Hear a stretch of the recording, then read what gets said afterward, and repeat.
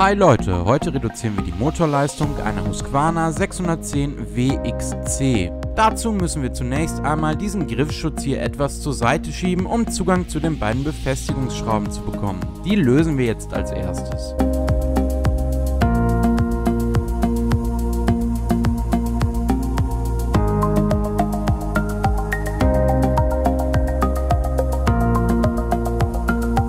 Sobald die beiden Schrauben gelöst sind, lässt sich dieser Teil der Griffschale entfernen. So sitzt der normalerweise hier drin.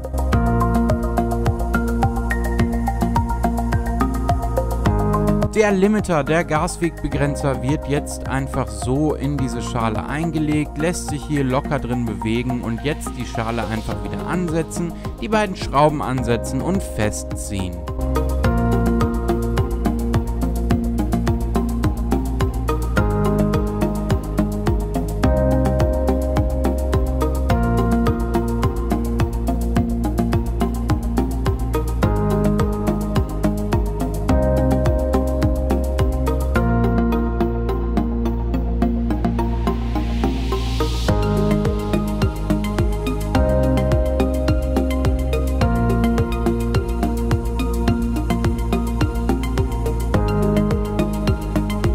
Das Gas ist jetzt schön freigängig, aber deutlich spürbar reduziert und damit ist die Drosselung auch schon vorgenommen.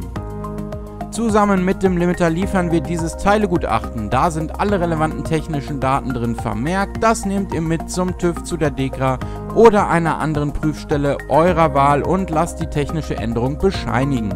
Wir wünschen allzeit gute Fahrt.